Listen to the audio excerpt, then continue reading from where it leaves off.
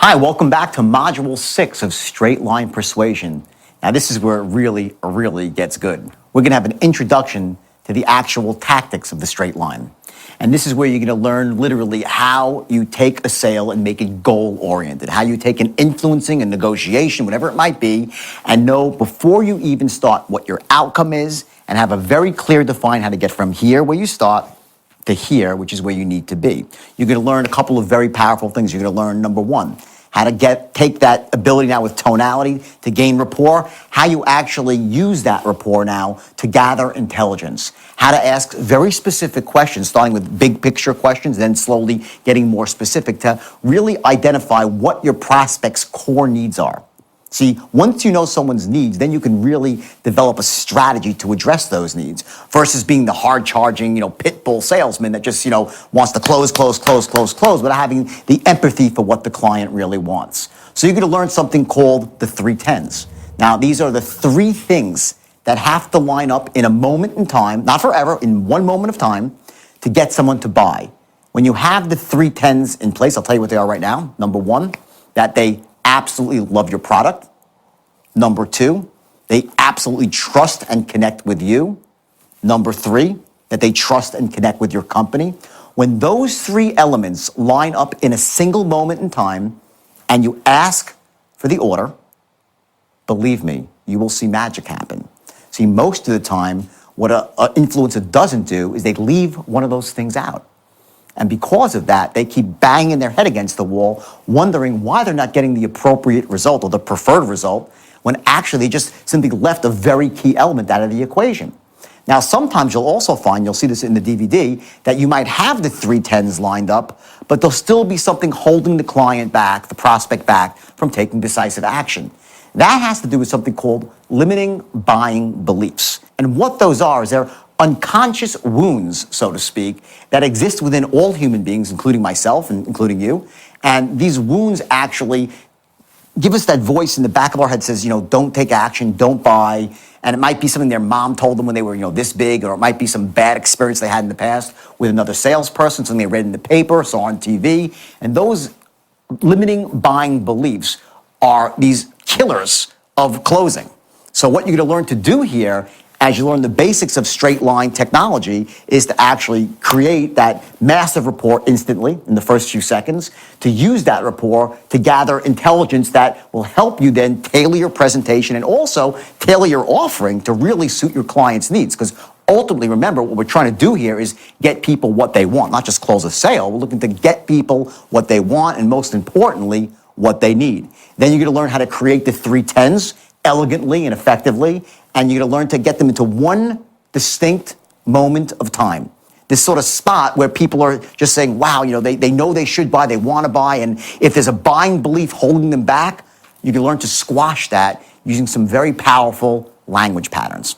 So this is it. This is the point really where it all starts to come together, where you're going to learn to take the earlier lessons of prospecting, tonality, and you're going to apply some structure to it to actually take the client from A to Z in a step-by-step, move-by-move formula.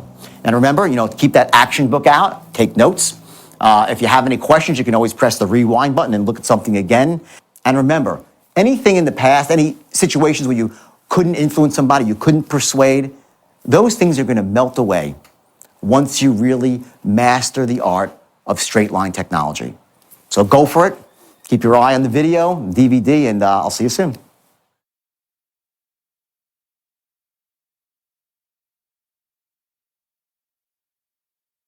From this point forward, it's all tactics, okay, of how you actually move down the straight line and the language patterns and so forth and how you get to the close. But I'll give you a really brief background of how the straight line came to be. And what happened was I hit on a couple of things simultaneously. First was the actual straight line itself, which was the ability to take a sale and break it down to a very logical path along the straight line, okay? Just take this for what it's worth right now, okay? Just imagine a sale being a straight line. When you open up the sale, the second the word comes out of your mouth, you're here. This is your open, okay? And the close is right here. when you get the person's information and they say they're buying. That's the close, okay? The shortest distance between any 2 points is what? A straight line, okay? This is your perfect positioning from start to finish. Now, we all know that in the real world, it doesn't go this way. So we have what we call boundaries, healthy boundaries that go off the straight line. And they're very powerful, they're helpful. You have a boundary above the line, and you have a boundary below the line. Okay? And it's between these boundaries, and I mentioned this before, okay, where you develop rapport and gather intelligence. Okay? And you're going to do that in a process of qualifying questions. So you're going to have questions that you ask the people that are very specific. They start off as, write this down, big picture questions.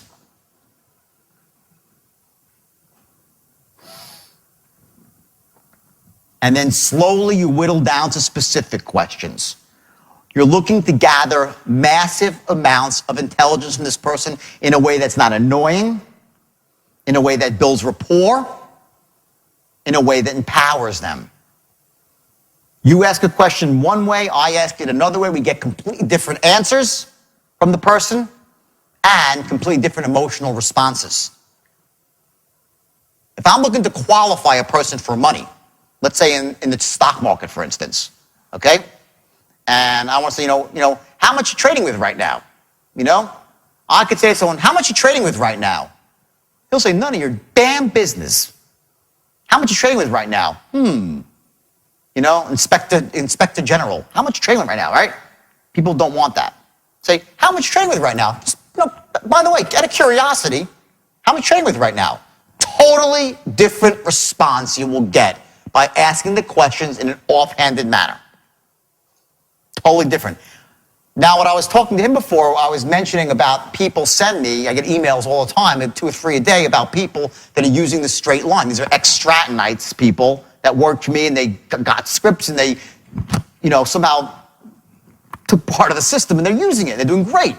And they're always really nice, warm letters. It changed my life. I swear by the straight line. If you go to my Facebook wall, you see some of these funny postings that are out there about the straight line. They trade scripts around. You'll see portions of scripts on the wall, right? They're really funny, all right?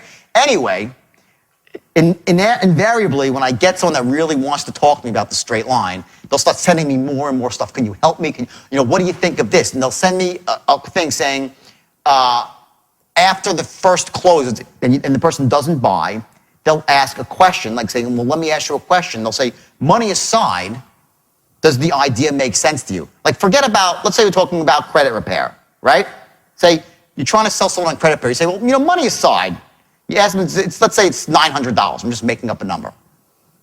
And they say, no, not really. So you say, well, money aside, does the idea of credit repair make sense to you? Do you like the idea?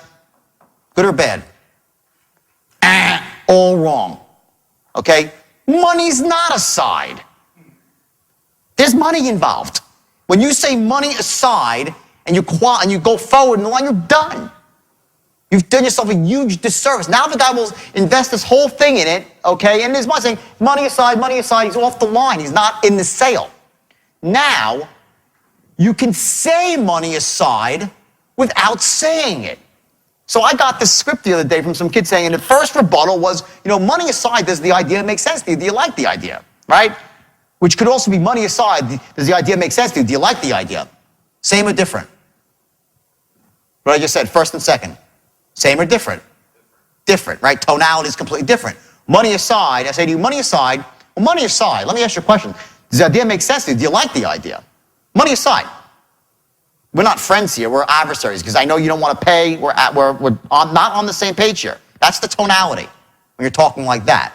So I say to you, well, let me ask you a question. Does the idea make sense to you? Do you like, you said no, fine. Well, let me ask you a question, like, does the idea make sense to you? Do you like the idea? I don't get it. What's wrong with you? Another tonality. That's also wrong. If you want to take somebody who said no and whatever balked at the price, okay, and the first thing, and I'm jumping forward here for a second, I'll get back to the front, but if you're going to ask somebody, does the idea make sense to you? Do you like the idea? Implicit in your tone is that money is set aside. You don't have to say it. If I say to you, and I say, pick up, sign up for the program, it's $1,000. Fair enough? The guy says, well, let me think about it.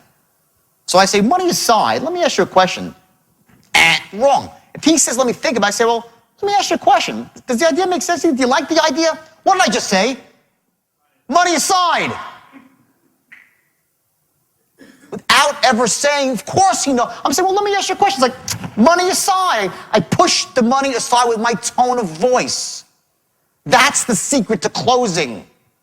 As soon as you say money aside, you're separated from the guy.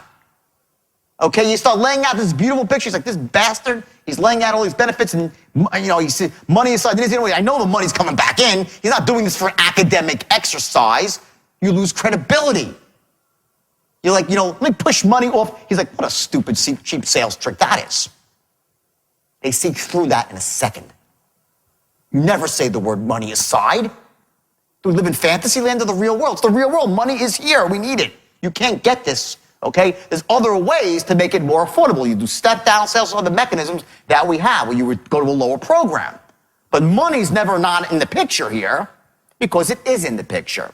But with tonality, we disarm somebody. We say, well, let me ask you a question. Does the idea make sense to you? Do you like the idea? Hello? He's like, well, yeah. He knows you said, he knows what you meant, but you never said it. So you stay in rapport. That's jumping ahead. So here we are, okay, in the first portion of the sale.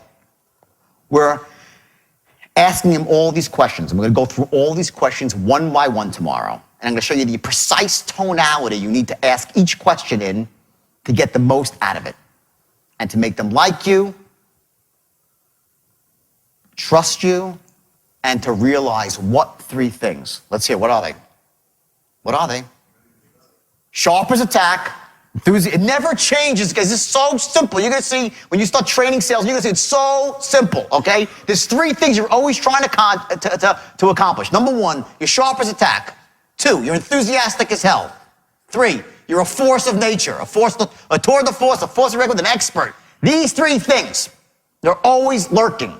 You're always moving them. As you move towards the line, this never, ever ends. On the other side of the equation, what do you need to accomplish? You know before you pick up the phone, before you open the door, face to face, before you bang on it, whatever it might be, you know you need to accomplish these three things. Number one, he's got to love your product. You know this. Take it out of the equation. There's no shortcuts. He's got to love your product. He's got to trust and love you, like you know you care. He's got to love and trust you. And he's got to love, trust your company. You know this going in. The constants, okay? Your company. Every tonality is precisely engineered. I don't mean that in a deceptive way. I'm talking in a way to empower people to get the maximum amount of intelligence when you ask them a question so he responds gracefully. I say to somebody, how much money do you have in the market? Well, that's pretty invasive. Phil, screw you. I'm not telling you how much I have in the market. You don't earn the right to ask me that question. Or say, how much money do you have in the market right now? Just a ballpark. Which one's better? Which one works? Which one gets you the response? The second one. All the time. Is that the first question you ask him? No. You wouldn't ask him the money question first. You're going to ask him other questions before to get him into the habit of saying yes and giving information. Once he's in further rapport, say, oh, by the way, what do you have in the market? How much do you owe on the mortgage right now? Or, how much you're behind right now? Just a ballpark. Get it? How much money? How much you owe on the credit cards right now? Whatever it might be. Okay? The way you ask these questions, the tonality triggers a response, and always, always, always, as you move towards the line, these three things must stay intact, and you're establishing these things. At a certain point in time, what's going to happen is when these three things are established, firmly established, I call them the 3 10s. We're going to go through this in intimate detail. The 3 10s, which mean someone cannot be at a 6. 10 being he thinks it's the best thing since sliced bread, 1 he hates it, right? He's got to be a 10 for sliced bread, 10 for you, 10 for your company, and bam, then you got a shot to close. One of those is lower, you're not going to close. You get him to this spot by moving him down the line. And you're strengthening your case. You're strengthening your case. You're strengthening this case logically and emotionally. Not just emotionally. Wipe out that crap you might have ever read that people don't buy on logic. It is not true. You need to develop an airtight logical case of why your product is the best thing since sliced bread, why it fills his needs, why he should buy now, logically. Will he buy? No, not enough. They also need the emotional component. But without logic, you're not going anywhere fast. That being said, we pick up the phone, we start speaking to someone. Let's say, just assume for a second as I go through the concept, using all the right tonality.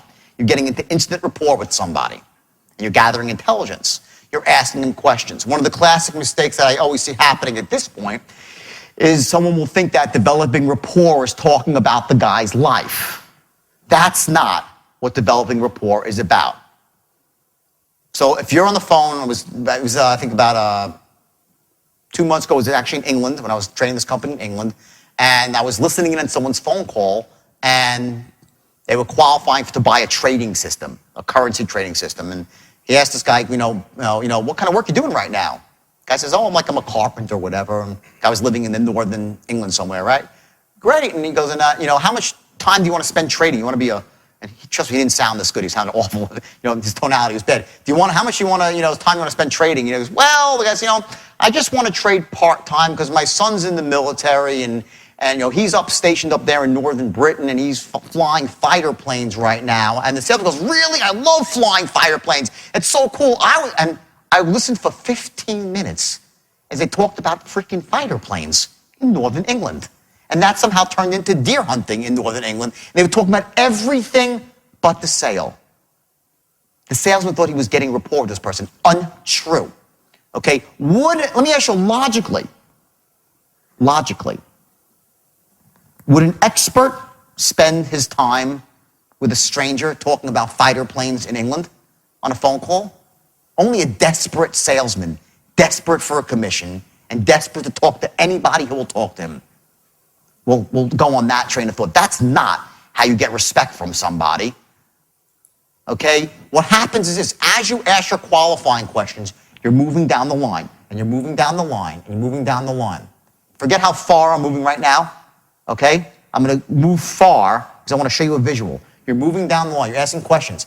You're looking for information to find out if he's qualified, meaning if he can afford your product and he should buy your product. It's in his best interest. If he shouldn't buy, what will you do? Either A, direct him to a place where he can get what he wants. If you can't do that, you just hang up the call very nicely, have a nice day. You're not going to pressure this person into buying if he shouldn't buy or can't afford to buy. Especially if he can't afford to buy because you're wasting your time because you're going to bang in your head saying, why isn't he buying? He can't afford it. Okay? As you're moving down the line, if the person's not giving you the intelligence that you need, and he tries to go off the line far, far, far, okay, you get to here. This is as far as you will let the sale go off the line. You're going to stop him, and you're going to redirect him back to the line and get him back into the sale. You're not going to go off into Pluto. You're going to control the sale. Now, you cannot interrupt somebody while they're talking. That's bad. So how do you stop someone? It's very simple. You wait until they're done with their little speech they give you, and you very quickly say, oh my God, that's so great. And by the way, boom, how much money you have in the market right now? It's really simple. But here's the trick. It's tonality that carries the day. He starts rambling, like, I don't care about that shit in the countryside. How much you have in the market? He'll say, what an asshole. The salesman doesn't like me, care about my needs. But if someone said to me, talking about the stuff in the countryside, I'd say, oh, wow, it's really great. No, I know, I love the countryside. By the way, so you're looking 3 hours a day, right? He'd say, yeah, and he's back on the line. It's that simple. This is not complicated. Let me tell you something. I believe simple is good. Complicating is interesting. Doesn't work. Simple works. That's why anyone can embrace the system here. Simple works. This is really, really simple. All you're going to do is you're going to stop him and use very powerful tonality, I'll show you what it is when we get to it, to carry the day, to bring him back to the line, to get the intelligence and move forward. Every time the guy tries to go off the line, he's going to go, you're going to stop him, turn him back to the sail, using tonality to carry the day. And with your tonality, implicit in your tonality, write this down. He knows, number one, that you care. He has to know that you care. B, that you're interested in his life. That you are interested. Not that I don't give a crap about that, but time is money. And since I am sharp as a tack, enthusiastic as hell, and a force to be reckoned with, an expert, I honestly, I'd love to talk. After we close, one day we can go out for drinks. Not now. Not while I'm qualifying you. People will say to me, well, Jordan, people just ramble. And how do you stop that? I'm like, they don't ramble when they speak to me because they know better. Because they know what? It's all back to the same crap. Because they know I'm sharp as a tack, enthusiastic, I'm an expert. You get that? And when was that established? In the first 4 seconds.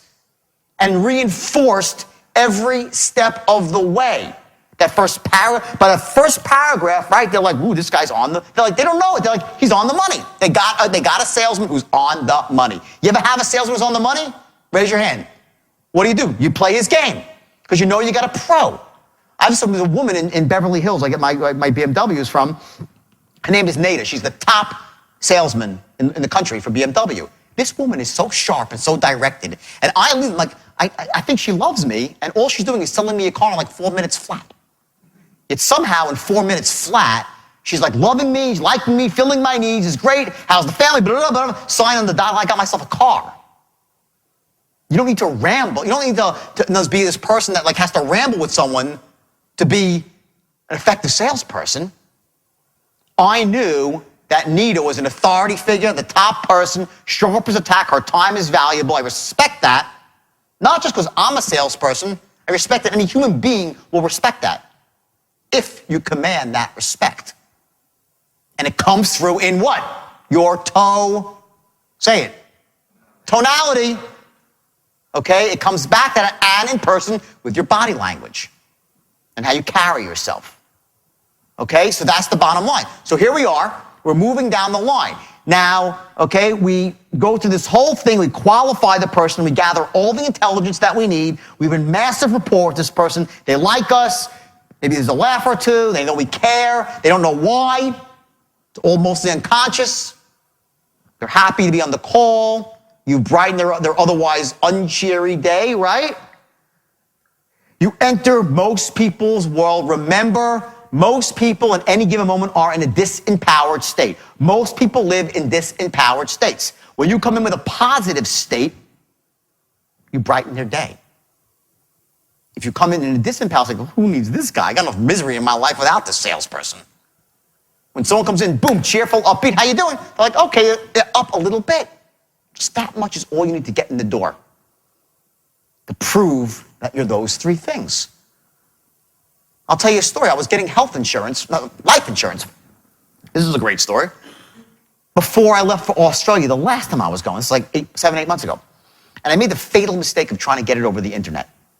And I filled out this whole application, which generated a phone call from some woman who was the driest human being on the planet.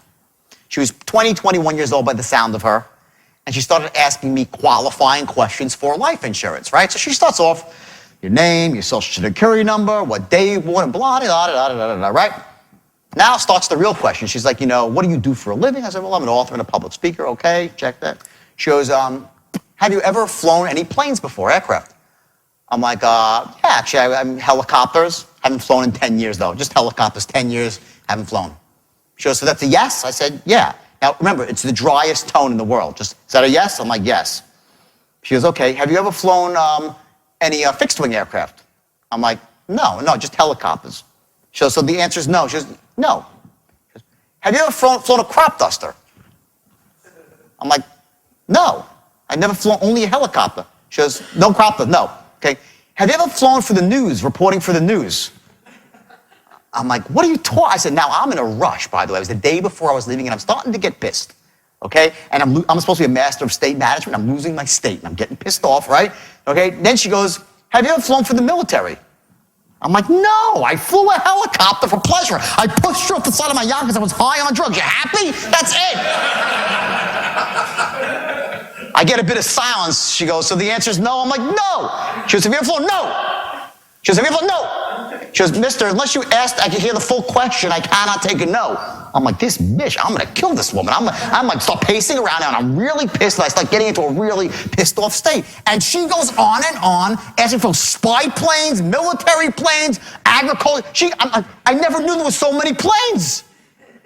I can't think of them today. It was 50 types of planes. And finally, I'm like, listen, lady, and I start cursing. I'm in a fucking rush. I am pissed off. This is bullshit. I got to go somewhere. She's like, hold on for a second. I'm like, and she puts me on hold. I'm like, oh my God, she's going to hang up on me now. I'm going to have to start this crap again. All right, now I'm fuming. I'm so pissed, okay? She comes back. She goes, okay, I'm done with those questions. She goes, next question. Have you ever used drugs? I'm like, oh my God. I'm like, drugs, mountains of them. Cocaine, Quaaludes, massive quantities, heroin, Xanax, Clonopin, you name it. I'm like, dead silence. I can hear the fear coming through the other edge of the phone, right? So now she's like, okay, let me just take these one at a time, right? She goes, have you ever snorted coke? Yes! 5 pounds of it. You happy? Dead silence, okay? Oh, hold on, sir. Click. I'm like, oh my God, I'm on hold again. Now my girlfriend comes in. I'm like, this is you. I'm like, you. And I'm looking for blame, right? You put me up to this. You made me get life insurance, blah, blah, blah. I'm like yelling at her. She's like, what's wrong? I said, she goes, calm down. You're losing your state. I'm like, screw this. I want to be pissed off, right? And I'm really angry. 30 seconds later, the girl gets back on the phone, all right? She's like, okay, sir, have you ever smoked marijuana? 50 pounds worth, you happy? I said, let me tell you something, bitch. I said, I am going to scope down. I don't know where you are. This is bullshit. All of a sudden, and I bring the woman to tears over the phone. Okay? And she's crying. She's bawling on the phone. And all of a sudden, I'm like, oh my God. I'm like, look what I did. I'm in an angry, pissed off state. What did I do to this other person? I made them cry. My state affected someone else's state. It made someone cry. All right? I'm like, geez, I'm supposed to be teaching this stuff. I was on a tour, and that was like a self-development tour. I'm like, oh my God, all right? So I said, stop. And I said, listen, I'm so sorry. I said, I'm so sorry. I said, listen, I'm leaving somewhere, and I'm just really uptight. It's not your fault. I said, listen, let me tell you a little bit about myself. And I started telling her my story. And 3 minutes later, she's laughing hysterically. I'm like, let's just go through this together. And I fill out the whole application, right? And so on and so forth. The point is this. When you're in an angry, pissed off state, you hurt everybody around you. When you're in a positive, pumped up state, enthusiastic, sharp, you make everyone around you go up to another level. As a salesperson, when you pop that first pop out of your mouth and the way you carry yourself on the phone, when I say carry, I mean on the phone, the way you carry yourself and the mental image you create about yourself to the other person rules the day. And if you're in person, same thing with body language. It's hugely important. So when people say to me, well, you know, people ramble because it's you. That's just your story that the old people ramble. That's not a truth. People that are disempowered, they blame. They justify.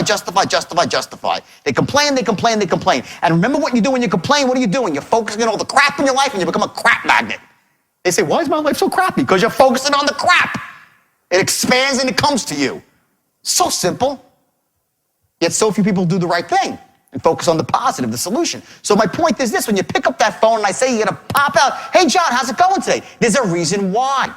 You're looking to raise up the other person's state into one of happiness, positive. They don't know why they're happy to speak to you. Does it work all the time? No. But we live in a game of percentages, right? Closing X percent. Each little notch you make that raises you up, it starts to build and build and build. Before you know it, it's a snowball effect. Plus, you feel a lot better about yourself every moment of the day. If you're going out there raising people's states versus trying to knock them down and rip their eyeballs out, it's a different way you live and look to yourself, okay? So you go through all these questions and you ask them like 10, sometimes 15 questions. It's fine. The more intelligence, the better. You're gathering, identifying needs, like the new sales model that says it's all about, yes, you're doing all that, but you're setting, it's closing. all done to move towards the close. So after you're done with that, then you give the presentation. You give your first presentation, okay, there's a transition, okay? And here is your transition. And it's, again, really, really simple, because this is all really, really simple.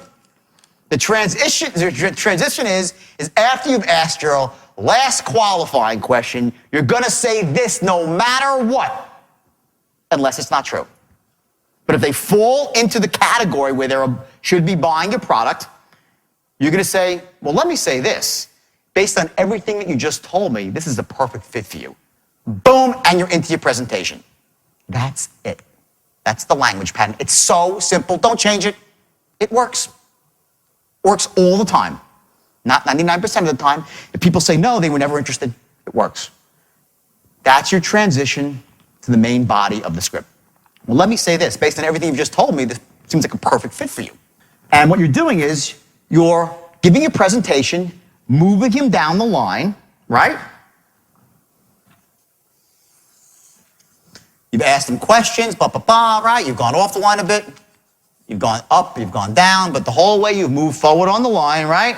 And you get to the point and you say, okay, let me tell you how easy it is to get started. It's a question of your name, some basic information, credit card number, the product arrives in 3 days, and believe me, you won't be sorry. Sound fair enough? Obviously, you wouldn't say it like that, but that's where you are in the sale. Where are you on the line? Anyone want to raise it? Anyone take a guess? Where are you on the line? Who thinks I'm here? Raise your hand. Anybody? Who thinks I'm here? Okay, here, okay, good. Who thinks I'm here? Okay, who thinks I'm here? Okay, who thinks I'm here? Okay, they're right. All this, believe it or not, and the reason I move forward is just to show you a visual. That's why I said it's not really that. All of that first no, let the games begin. That's when the sale starts. When they say no. You must reframe it as a salesperson. The sale doesn't begin until they say no the first time. Any monkey can read off a script to someone who's in that ultra high 20% of buyers that's just so committed to buy, they're going to buy instantly. Well, what do you pay a salesman like that? Minimum wage, it's called. They stand at the checkout line at 7-Eleven, and they're salespeople too. I'll sell you a donut. Here, 35 cents. Here you go. Thank you. No pressure. You want to sell like that, transactional selling, then do that. $7 an hour, maybe even less in this city.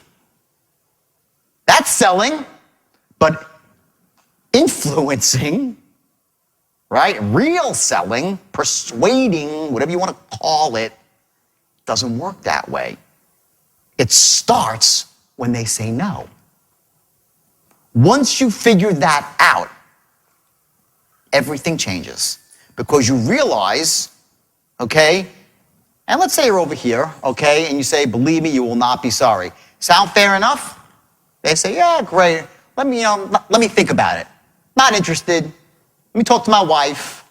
I'm busy, can you call back? Not a good time right now. But the truth is, you want to know the best way to answer an objection? Answer before they ask it. Anticipate it.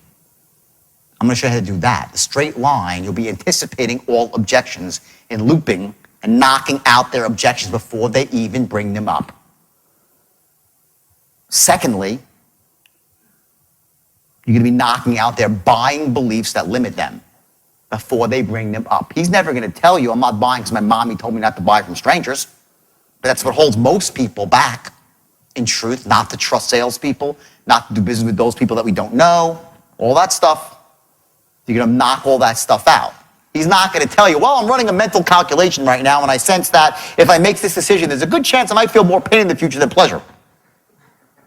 He's not going to say that, but you know that's the truth. You know it's the truth. Knowing that empowers you. So as you move down the line, you're going to knock that out with a language pattern that addresses that very thing. Ultimately, it gets to the point where you're going on and on down the line, and what's happening is very simple. Like I said before, he's got the positives here, he's got the negatives here. And you chip away as you move down the line, you're pouring on positives, right? You're pouring on positives, okay? Pouring on positives. Sometimes it's knocking out negatives, gets lighter, right? Knocking out negatives, okay? And all of a sudden you crack a belief, okay? And the scale drops. The scale doesn't drop like this. It's not like this, yeah, okay, I'll buy. It's like, no, all right, boom. When someone hits the action threshold, they buy like that. Who knows that as a salesperson? People say no, and all of a sudden you'll say one thing, all right, do it. That's how it works in sales. They're running a calculation. Positives, negatives. And there's this belief that acts as sort of this ultimate gravity force, right? The gravity is based on the beliefs, right? You keep adding on the positives, the benefits, logical benefits, emotional benefits. Scale gets heavier, not moving yet, right? You start knocking away, okay, things that are holding them back, objections. Still not moving. All of a sudden, that one thing, it's either logic or emotion, it could be anything. The scale drops and they buy. What is it? Is it logic? Is it emotion? Is it a belief? Guess what? Who cares? Using the straight line, I will simply loop and loop and loop and loop around the line until I hit it. By accident, if I have to. You're going to go after all of them. You never know. Human beings are complicated organisms, right? Getting someone to buy that doesn't want to buy, to influence someone that doesn't want to be influenced, to persuade someone that doesn't want to be persuaded, right? Imagine their mind as like a very high-tech combination lock. 3 turns to the left to 32, 4 turns to the right at 16. I think I got it backwards, but it doesn't really matter, okay? Click, one thing opens. Click, click, and you can't, all of a sudden, then click, and the safe opens and they buy. What you're doing as you go down the straight line is you're picking the lock for what their buying strategy is. Everybody has a buying strategy, and it's different. What makes me buy something is different than you. It's just different. We're similar creatures, but we have our unique elements to us based on our beliefs that have formed since we're this big. From the times our mommy, spoon-fed us apples, my mommy told me that the only noble way to wealth was to become a doctor. Guess what? I almost went to med school. I actually went to dental school. I went to dental school not because I wanted to be a dentist, because my mom inserted a belief, righteously, meaning to help me, that the only noble way to wealth is to be a physician. I was like, well, screw that. I'm not going to 13 years of medical school. That's crazy, between residency and specialty, right? I said, well, if I'm a dentist, I'll still be Dr. Belfort. She'll be happy, I'll be happy, and dentists get rich. That's how my mind worked. I rationalized the whole thing out. Not verbally, but I really did. When I look back at it, that's what happened. So I go to dental school, and I walk in, and there's 105 dental students on the first day of orientation, and they're all sitting there looking all chipper and everything in an auditorium. And the dean is standing up on a stage like this. He's got gray hair. He looks very dental, a guy, white jacket. He's like a dentist, very official. And he starts talking, to welcome you all to the Baltimore College of Dental Surgery. You should be very happy. It's a great career you've chosen. You've worked hard to get here. You're going to be a pillar of the community and blah, blah, blah. I'm like, oh, okay, great. And I'm looking around. Everyone's like nodding expectantly. And then he goes, let me say this. The golden age of dentistry is over. If you're here to make a lot of money, you're probably in the wrong place. I'm like, what the fuck? I'm in the wrong place. I'm like, oh my God. And I got up on the first day and I walked out. Never came back to dental school. I dropped the first day dental school dropout, okay? Now, of course, I couldn't bear to tell my mother that, so I hid down in Maryland for like 4 months. She called me, how's school? Oh, it's really good. I'm doing great. I was working out all day, running, jogging, going out at night. And then the money ran out because I made a lot of money as a kid selling ices on the beach. I always had a lot of money. Hustling, selling ices, blanket to blanket to blanket, chipwiches, fudgicles, Italian ices. Made a lot of money and sustained myself through the year. When the money ran out, I came back up north to my house, and I sat down with my parents and said, I want to be a salesman. They're like, what? It was like the slimiest thing on earth. That's my parents were. I love them to death, and they're really wealthy now, thanks, because when I made money, my dad worked for me, and I made him very wealthy. They live a very nice life, still in the same 2-bedroom apartment I grew up with. It's like the wonder years, my house. I go back there, the furniture's the same in 1960. It's unbelievable, my parents. Salt of the earth people. They live very very, not frugally, but very, modestly. And they're great and they're healthy, they're great people. When I sat down, like a salesman, I'm like a meat salesman. I was like, oh my God, call the police, meat salesman. Oh my God, my son, what happened, right? Okay, anyway, the point I'm trying to make is that the beliefs that we hold drive us to the ends of the earth to be consistent with who we think we are, our identity. It's the highest level of consciousness. We have our beliefs and our identity. Our identity is based on the beliefs of who we think we are, How we go about the world, move through the world, is based on the beliefs of what we think we can accomplish. We won't try things we don't think we'll succeed at. So if I want to get someone to succeed, I got to knock out a belief. You get that? So you're just trying to sell someone, you better be really aware of what their beliefs are about buying. Where do they fit in? Rest assured this, 90% of the people that you go to try to sell have been told at one point or another not to trust a salesman, or have been burnt by a salesman by getting bad service, by being overcharged, and thought themselves a fool, or called a fool, correctly so, by someone that they knew and loved, and they felt crappy about it. And there's a wound there. In order for you to close, you have to overcome that wound. How do you overcome that wound?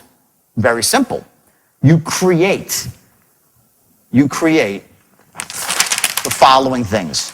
Number one, an airtight, logical case. Number one, you create an airtight, logical case of why it makes sense to buy when? Now. An airtight, logical case, which means the product must be perceived as the best thing since sliced bread. Number one, you must get them to this point. If you get them to this point, you've gone far. It's not always easy, especially when you're front-loading your scripts. If you go out and have a script, a sales script, and it's all about the great stuff in the first couple of minutes of the script, you have a problem. Because what happens is that you've shot your best load out there, the cannon, boom, right? You shot your cannon off with your best stuff, and they say no, having nothing to do with your product at all. There's other reasons why they're saying no, but you got no powder left. Your best powder is not there. Here's the goal. Write this down. Leave your powder dry. Do not give them all the great stuff about your product all up front. Because once they say no based on that, they have to remain consistent with the no. Better, you should leave some stuff out, the really great stuff, so when they say no, you're like, oh, you said no, but now let me tell you something else, and we'll switch that. You get it? You can't say all this to them, but they know it. People are smart. We're logical creatures and we're emotional creatures. Both must be in place. So you must create an airtight logical case. Secondly, you must create an airtight emotional case.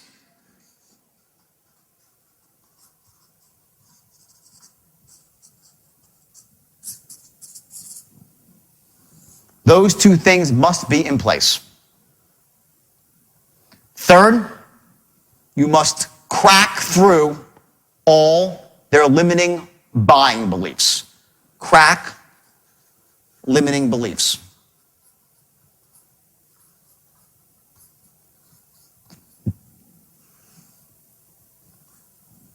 These three things will occur as you move down the straight line with specific language patterns and scripts. Scripts, and they're all going to be ethical and honest.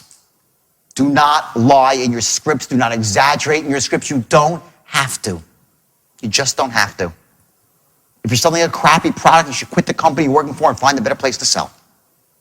If your product's not the best, go find someplace else where it is the best. As a salesperson, as a great salesperson, you deserve to be selling the best product, the best of breed. Now, I know most of you are in that position, and that's great. But if one of you is not, you just need to seriously rethink your career if you're selling garbage and crap.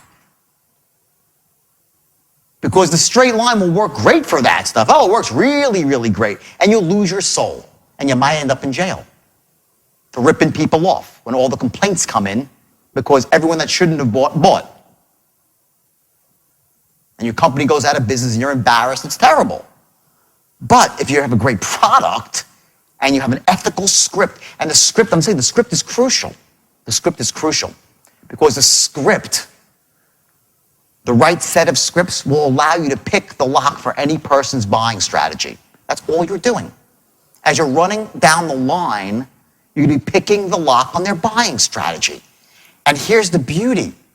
There must be like how many different buying strategies? I don't really know. I never thought about it, but I bet there's a lot.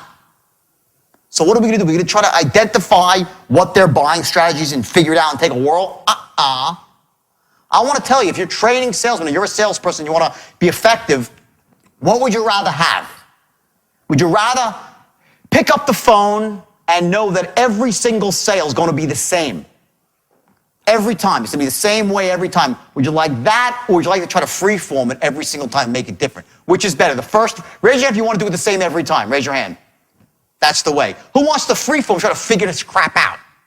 That is a disaster. A great salesperson, the best person, can freeform it. They can. They can go freeform, and they just know it's a talent they have to control the sale, to break through buying beliefs. They know how to do it. They're doing it unconsciously. They're running an unconscious strategy. They're running a straight line without knowing it. That's all the straight line is. It's how you sell. It's how you sell. It's no magic to it. Great salespeople do it automatically. Poor salesmen just don't know. No one showed them. No one said, listen, here's what you got to do. They've read all the books and all this sort of stuff, but no one showed them a strategy that makes it the same every single time. So no matter what their combination is, you're going to run the same patterns in the same order, and eventually you're going to hit on it. Now, when do you hit on it? Watch. It's so elegant. It's great. It makes me like I'm so proud of it. I love it. You can tell I get excited, right? It's so elegant because here's what happens. If this is the open and this is the close, okay? Some people, you're going to hit their combination earlier and they'll close here. Other people, you're going to hit it later with another language pattern and they'll close here. But either way, you're always moving down the line. If you move all the way down the line, either two things, either they buy or they don't buy, right? But what happens is this. You've ran every possible combination to pick the lock. You close everyone who's closable. And why didn't they buy? Remember what I said in the beginning? No matter how good you are, not everybody's a buyer. That's it. It's as simple as that. But by using the straight line, you're going to know every time you pick up the phone, I got it. Either he buys from me or he would never buy from anybody. That's a good place to be in when you pick up the phone. Not like, I hope I can figure out what to say with this guy. Well, hope he doesn't give me that one objection I hate about his mother. Hope he doesn't bring up his wife. Ooh, the wife. I hate the wife objection. That's the worst one. Oh, let me think about it. It's just around the corner. Okay? Here's what I say. Okay? Tell me that you don't like my product, and I'll argue with you to the death about it. I'll argue. Logically, I'll argue with you to the death about my product. I know I'm right. Right? Tell me you don't like me, and I'll try to convince you to like me and say, what did I do wrong? I'll figure it out. We'll have a talk about that. Tell me you don't like my company. I'll defend my company and resell you on my company, try to make you see the way. Tell me all those stuff and I will respect you. Just don't tell me you want to think about it, because that's crap. That's the one that's crap. Don't just tell me, I don't know, let me think about it. That's what I don't respect. Now, people say it all the time, yeah, great. You can say, I don't respect you. How dare you? No, you don't say that. What I'm saying is that at the end of the day, if someone just says to you, listen, I don't like your product, I respect the fact that you didn't buy. I get it. I respect that. I can respect that.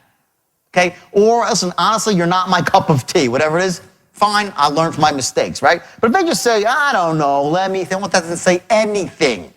What it means, okay, is very simply this. You have not, A, made an airtight logical case to buy now. You have not made an emotional case to buy now. It's either one of those two, or you have not cracked through a belief about buying. That's what it is. And what's happening is very simple. Visually, the scales, if they're saying, let me think about it, what does it mean? The negatives are heavier than the positives. They've played the movie out. They said that if they take action right now, there will be more pain than pleasure, so they don't buy. It's as simple as that. You move someone down the line and you're knocking off negatives. And as you do, the scale gets lighter. You're adding on positives. And all of a sudden you crack a belief and the gravity changes and whoop, and it's over. And the scale pops up. So don't tell me, like, I just want, what's holding you back? Tell me, honestly, I'll respect it. Just don't tell me I gotta, And by the way, some people have to speak to their wife. Some people do. Some people do, but most don't. When someone tells you they want to speak to their wife or their husband, what they're saying is, I'm not 100% sure this is right, and I don't want to be thought a fool. We'll be slapped around or be made fun of for doing something stupid. Because let me tell you something, if they just imagine this, okay?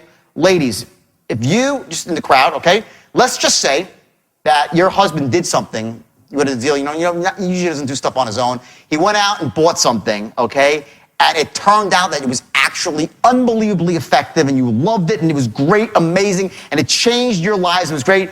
Would you really be pissed at him if it was just ended up being so amazing? Maybe you'd be a little bit and say, oh, you shouldn't have done that. In the end, it'll work out okay. Yes or no? It would, right? You're all nodding your head, okay? If he came home, if he did that and bought something bad and ended up wasting your money, you'd be, you fool. You'd be berating the guy. When a guy says, let me speak to my wife, what he's saying is, I'm not 100% sure that this is right, that this is 100% guaranteed. Because if it was 100% guaranteed, and I don't say this in a vacuum, remember, nothing's in a vacuum. There are, some people have relationships where they have to speak to their spouse. We'll go through that tomorrow, how to handle that and get the spouse on the line and get the spouse invested in the process too. We'll get to that. But I'm telling you that 75 or 80% of the time, they don't. They're just not convinced. It's a smokescreen, it's a stall. That's what it is. It means that you haven't knocked out a belief. Well, mostly, you haven't created a logical case about why they should buy. They don't think your product is absolutely unbelievable. There's still something in their head that's saying, I don't know, let me think about it. Maybe I have to research more. Watch this, okay? I want to show you something. The 3 10s they're called. Write this down, the 3 10s. Your product, your company, and you, right? You need to get them up to a 10, to a 10, and to a 10. All 3. When I say 10, there's 3 words you have to add on to that. 10 in the moment. 10 in the moment. I get you to a 10, I run a pattern, a language pattern, and I say to you, so, about your product. And I'm done with it, and it's a great pattern. It's like so compelling that if I say to you, you see what I'm saying? You like it? You're like, oh yeah, no, I see it. Loan mods are oh my God, credit or pay, yeah, it's great.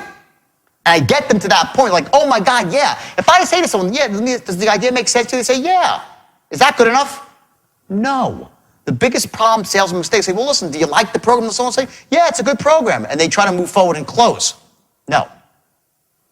Unless that person admits to you, logically, not based on hype, you laid out an airtight, logical case, and the person agrees, oh my God, yeah, I see it, this is great. Yes, this is a great product, it fills my needs. You cannot move forward on the line unless that's established. You can't just blow past and say, well, he kind of likes, let me try to close him on something else. You can't pick the lock. The first tumbler, you don't start from the last number first. It's the first tumbler is logic, that he loves your product. He can't just kind of like it. He's got to love it. So you get someone to a 10, you run a pattern. He says, oh my God, no, it's great. Yeah, I love it. And let's say he's at a 9.5 or close to a 10. So now you move on to your next pattern, which is going to be about you, selling yourself, right? And you start doing that. Where is he on the product? He's like, his belief is every second, his belief starts to wane. So what happens is when you run a pattern on somebody, you get into a 10, it's in the moment, in the second, and the second later, they start to go down. Buyer's remorse. They lose belief in what you're saying. That's how humans are. Take this for granted. No problem. You just know that before I close, I gotta do one last notch up back to a 10. You get that? So you get into a 10 in the moment with a pattern. You move forward. You get into a 10 for you. You get into a 10 for your company. All three things have been established. Before you ask for the order, it's got to be reinforce, reinforce, ask for the order.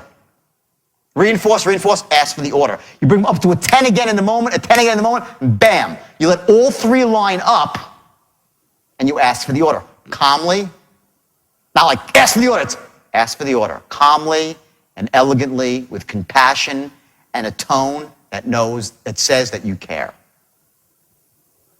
That's a pattern, a closing pattern. Now, usually they don't close in the first pattern, but what's happening is a box is forming. It's a logic box and an emotion box. And what happens is they start saying, well, wow, too bad. I really wish I wasn't told when I was 5 that not to buy from salesman. I'd love to buy from this one. He's sharp as a tack, enthusiastic. He seems so honest. He's trustworthy. Wow, what a great product he has. Too bad I can't buy. I want to be thought of as being fool. That's a belief holding. He's not saying that, but trust me, it's happening at a deep unconscious level, or else he'd be buying. Think about it. Why, if someone says they love your product, they love and trust you, they love and trust your company, and they're still not buying it, why? Something's holding them back. It's either money or a belief. And talking to a wife is a belief. They have a belief in their heart. They need to talk to someone else to say yes. It's a belief. So what happens now, this is now earlier on, this is in the straight line, you're now in the closing part, that's your first pattern. Your next pattern, okay, is gonna run to his beliefs. You start busting beliefs.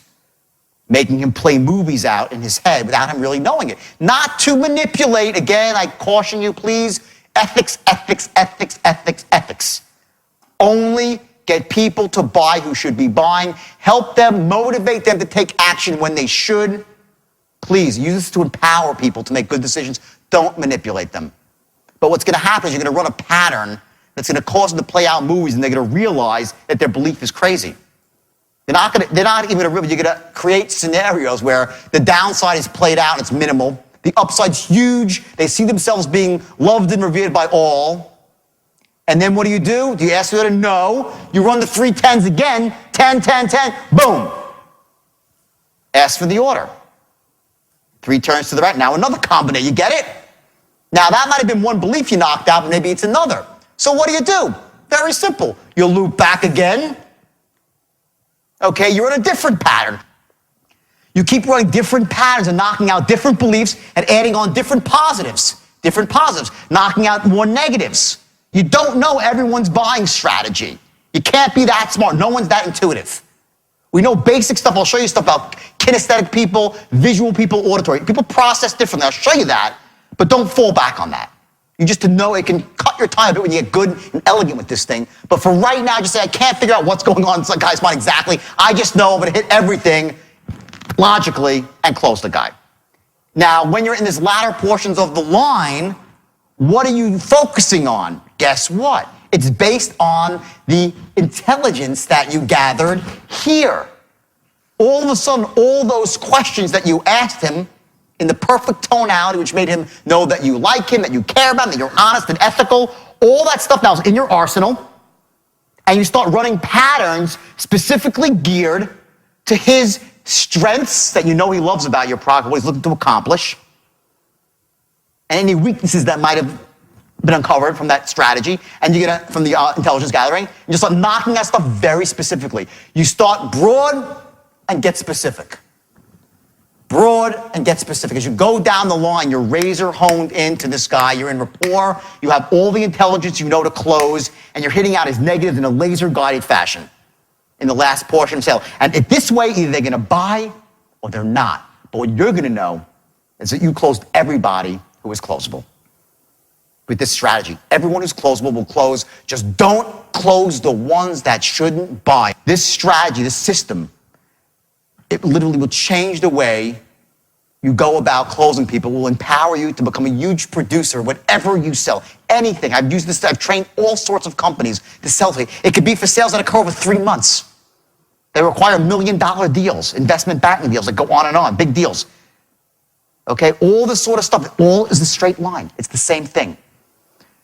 Use this technology in an honest, ethical way, and you will soar. You will fly, you will flourish, because you have the keys.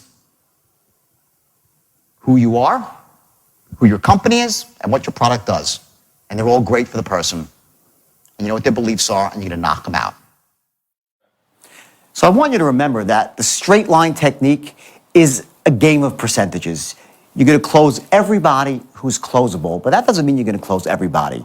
What you have here, though, is a snowball effect, that as you start to master these techniques one by one, they will slowly come together. And when I say slowly, I don't mean over years. I'm talking about weeks.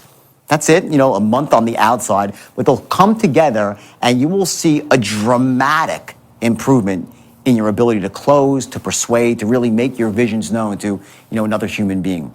And remember this here, one of the most important things with the straight line technique is that you have to get to the point of being unconsciously confident. Now, there's also a good enough factor, which means even if you're not unconsciously competent, you'll still get results. But it's the difference between, getting to a 10 out of 10 with the straight line, where you literally can close everyone who's closable, versus being a 5 or a 6 out of 10, where you'll see a 30 or 40% increase in your sales and your ability to persuade. But that sort of real power, it comes at the very top of the game. To get there, the action steps are as follows. Number 1, I want you to practice visualization. I want you to actually see yourself in the future using the straight line. I want you to see yourself closing sales. It's called future pacing, as I said. And future pacing means you're actually going to run this movie out, and you're going to see the benefits. You're going to see yourself in a disassociated state, meaning you'll see yourself in the picture, and then you'll associate into the picture, and you allow the wonderful feelings to literally wash over you, to enjoy in the fruits of your labor of mastering the straight line and seeing just how powerful it is in the future and enjoying the fruits of that. So again, visualize. I want you to do it every day, in the morning once, 10 minutes, at nighttime, 10 minutes, and you get to 15, that's pretty good too. But at least give yourself 10 minutes and allow yourself the pleasure of seeing you in the picture, using the straight line, and having amazing results with it, which is exactly what you're going to have.